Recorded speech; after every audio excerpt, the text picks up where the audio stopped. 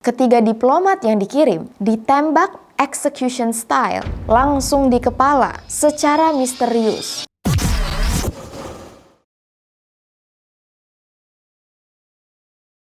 Blue Diamond Affair adalah skandal berlian yang membuat negara Saudi Arabia dan Thailand berseteru selama kurang lebih 30 tahun. Sampai akhirnya baru-baru ini hubungan mereka mulai membaik. Kalau di sini ada yang suka berlian, kalian pasti tahu yang namanya Hope Diamond. Diamond Hope maksudnya.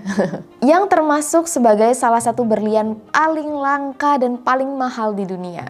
Gimana jadinya kalau berlian yang lebih berharga dari Diamond Hope dibawa kabur oleh asisten rumah tangga? Tapi bukan asisten rumah tangga biasa, melainkan pelayan istana yang bekerja di rumah cucunya tokoh yang mendirikan Saudi Arabia. Langsung aja kita bahas, welcome to Ruang Gelap.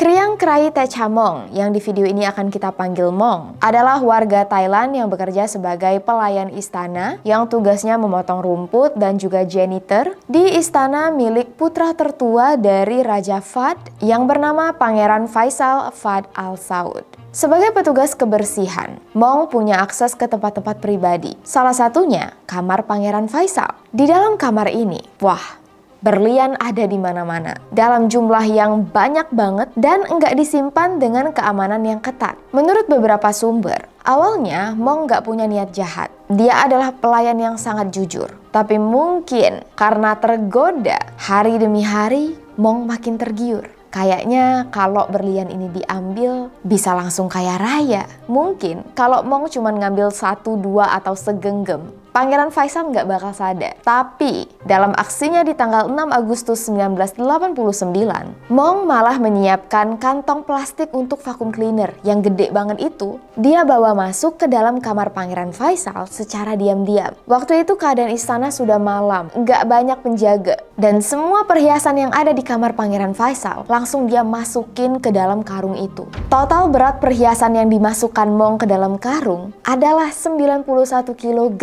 Belum lagi, salah satu berlian paling berharga di dunia yang diberi nama Blue Diamond juga ikut dicuri oleh Mong. Mungkin Mong nggak tahu seberapa berharganya berlian itu. Berlian biru 50 karat yang diyakini sebagai berlian biru terbesar di dunia. Makanya kasus ini diberi nama Blue Diamond Affair. Si Mong nggak sadar yang dia curi ini bukan perhiasan biasa. Begitu semua perhiasan sudah diambil, karung diikat, dia lemparkan keluar dari jendela. Dengan cepat, Mong langsung pergi ke kantor pos. Berlian-berlian ini disembunyikan oleh Mong di antara pakaian-pakaian pribadinya. Terus dikirimlah menjadi paket. Tujuannya negara Thailand, tempat di mana Mong berasal. Setelah selesai mengirim paketnya, Mong langsung pulang ke Thailand juga. Dan semua proses ini Mong lakukan dengan sangat cepat karena waktu itu Pangeran Faisal memang lagi nggak ada di istana. Jadi begitu Mong sampai di Thailand, berlian-berliannya juga sudah di sana. Mong kemudian membawa semua berlian hasil curiannya ke Provinsi Lampang. Awalnya, Mong pengen memotong-motong berlian biru ini menjadi kecil supaya bisa dijual terpisah ke banyak orang. Tapi rupanya berlian biru ini tidak bisa dipotong dengan cara yang sembarangan. Jadi rencananya gagal. Mong juga kesulitan untuk menjual berlian-berlian ini karena orang-orang di sana juga belum mampu untuk membeli berlian. Mong frustasi, berliannya ada, yang beli nggak ada. Kalaupun ada toko yang mau membeli, mereka cuma mampu membeli dalam jumlah yang sedikit. Itu pun harganya udah bener-bener murah banget. Mong sendiri nggak tahu exactly berapa harga yang seharusnya dia jual. Cuman ya, kalau nggak ada yang beli, akhirnya dijual murah aja. Kedatangan Mong yang membawa berlian-berlian indah dan juga menjualnya dengan harga yang cukup murah menarik perhatian salah satu pemilik toko emas yang bernama Santi Sritanakan. Sebagai penjual emas, Santi mungkin tahu berlian-berlian ini berharga dan sayang banget kalau nggak dibeli karena harganya murah. Begitu Pangeran Faisal kembali ke istana, dia baru sadar bahwa semua berlian di kamarnya sudah hilang. Mudah banget bagi pemerintahan Arab Saudi untuk melacak siapa pelakunya. Pihak istana segera menghubungi pihak kepolisian Thailand untuk bekerja sama menangkap Mong yang diduga membawa kabur semua berlian milik Pangeran Faisal ke Thailand. Di sini pihak istana meminta dua tuntutan. Semua berlian dan perhiasan dikembalikan dan Mong dihukum seberat-beratnya. Pihak istana juga mengirim beberapa personel untuk langsung mengawasi proses penangkapan Mong dan pencarian berlian yang hilang. Pertama, dari pihak kepolisian ada Jenderal Chalor Kertes. Ada juga 3 diplomat dari Arab dan satu lagi warga sipil, seorang pebisnis yang diutus langsung dari istana yang bernama Mohammad Al-Ruwaili.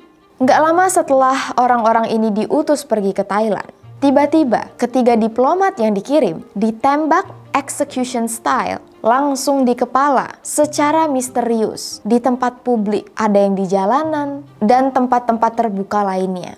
Gak lama kemudian, masih di bulan yang sama, Mohammad Ar-Ruwaili dinyatakan diculik lalu ditemukan dalam keadaan yang sudah terbunuh. Menurut Jenderal Chalor, dari informasi yang beredar di Thailand, ketiga diplomat dan pebisnis yang dikirim dari Arab ini berhasil menemukan beberapa informasi tentang berlian yang sangat berbahaya sehingga mereka langsung dibunuh. Di saat yang bersamaan, penampakan berlian-berlian ini mulai terlihat. Beberapa di antaranya dipakai oleh istri-istri para pejabat di Thailand. Bahkan, beberapa oknum kepolisian Thailand juga dikatakan menerima berlian ini sebagai uang tutup mulut. Tapi ini masih isu. Benar atau tidaknya, wallahu a'lam. Dari sinilah hubungan antara Arab Saudi dengan Thailand mulai memburuk. Jenderal Chalor akhirnya berhasil menangkap Mong. Semua berlian yang masih disimpan oleh Mong dipulangkan kembali ke Arab dan semua berlian yang dijual berusaha dikumpulkan kembali. Awalnya Mong tutup mulut, tapi pihak kepolisian menawarkan Mong kalau mau bekerja sama, hukumannya bakal dikurangin. Posisinya Mong takut banget guys. Kalau dia diadili di Arab Saudi, udah pasti dia dibunuh.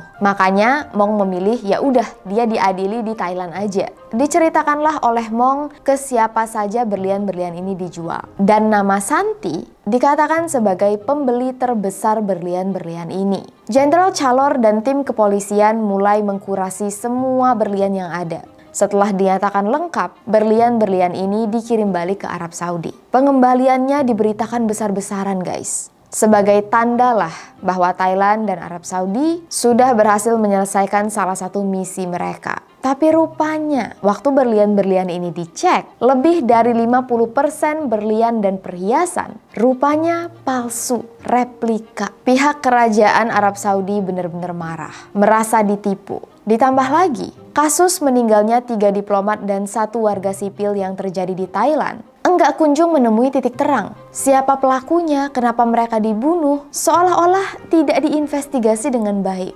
Mulai timbul rasa tidak percaya antar negara ini.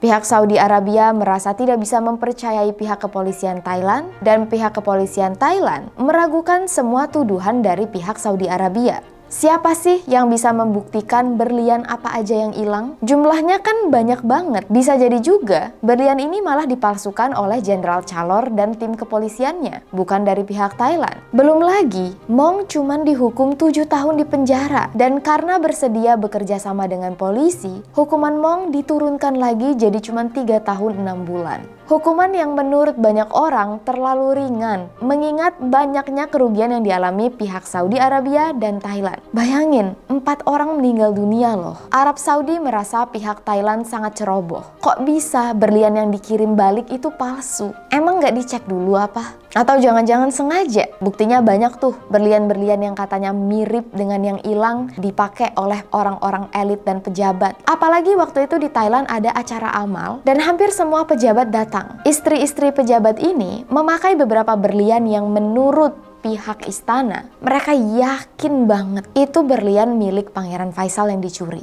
Makanya sekarang pihak Saudi Arabia merasa tidak bisa percaya. Kayaknya ada oknum-oknum di Thailand yang sengaja berbuat curang. Karena hal inilah hubungan diplomatik Saudi Arabia dan Thailand benar-benar hancur.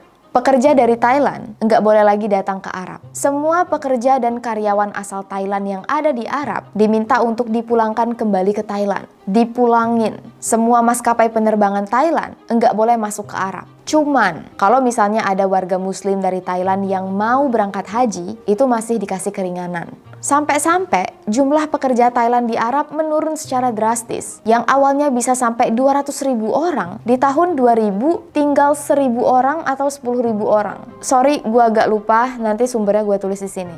Apakah kasusnya sudah selesai? Belum guys. Ingat Santi yang menjadi pembeli berlian terbanyak? Suatu hari, Santi tiba-tiba hilang. Gua nggak tahu apakah ini sebuah teori atau memang benar. Santi rupanya diculik oleh Jenderal Chalor. Dipaksa untuk memberitahu di mana letak berlian-berlian yang sebenarnya. Setelah dibebaskan, Santi menelpon pihak kepolisian Thailand karena istri dan anak laki-lakinya hilang. Gak lama kemudian, istri dan anak laki-lakinya ditemukan tapi dalam keadaan meninggal dunia karena tertabrak mobil. Karena merasa ada yang janggal, jenazah istri dan anak Santi diperiksa oleh tim otopsi. Di situ mereka menemukan penyebab kematian bukanlah ditabrak mobil, tapi akibat pukulan keras di kepala. Yang berarti istri dan anak Santi dibunuh oleh seseorang. Dan yang menjadi tersangka dalam kasus ini adalah Jenderal Chalor. Beberapa anak buah Jenderal Chalor juga ikut ditangkap. Mereka lalu diadili. Jenderal Chalor dianggap telah melakukan perencanaan pembunuhan, sehingga dia dijatuhi hukuman mati. Tapi mungkin karena memang kasus ini masih entah kurang barang bukti atau memang sangat sensitif, entah benar entah enggaknya, Jenderal Chalor mendapat pengampunan. Dia nggak jadi dihukum mati, tapi harus dipenjara selama 50 tahun. Lalu gimana dengan kasus penembakan misterius 3 diplomat Arab dan 1 warga sipil yang terjadi di Thailand? Kasus ini guys, sampai detik ini belum terungkap. Siapa yang melakukan dan kenapa? Sempat ada beberapa anggota kepolisian Thailand yang diadili sebagai tersangka dari kasus pembunuhan misterius tadi. Tapi, salah satu dari polisi yang didakwa ini malah diangkat menjadi asisten kepala polisi. Wajar nggak sih kalau kerajaan Saudi Arabia marah, nganggep Thailand nggak serius dalam menangani kasus ini. Dan ujung-ujungnya guys, karena kekurangan bukti, polisi-polisi ini dibebaskan. Jadi sampai sekarang belum ada yang ditangkap atas kasus penembakan 4 orang dari Arab ini. Pada awal tahun 2002 ini, Perdana Menteri Thailand Prayut Chan-o-cha berkunjung ke Riyadh dengan maksud untuk memperbaiki hubungan diplomatis antar negara Thailand dan Saudi Arabia. Dan diharapkan dari hasil perundingan dan pertemuan ini, keduanya bisa mulai bekerja sama lagi. Entah apakah kedua negara ini bisa sedikit demi sedikit memperbaiki hubungan di antara mereka lagi, cuman waktu yang bisa menjawab. Sebenarnya ini semua gara-gara Mong yang anehnya dihukum 3 tahun 6 bulan di penjara. Sampai di sini dulu cerita kita pada kali ini. Lebih dan kurang gua mohon maaf dan thank you so much untuk kalian semua yang sudah mendukung Ruang Gelap. You guys definitely means a lot to us. Kalau kalian suka dengan video ini jangan lupa untuk like, subscribe, nyalain loncengnya, share ke teman-teman kalian, follow Instagram kita di sini dan TikTok gua di sini. I'll see you guys very soon in the next video. Please stay safe, take care, and stay alive.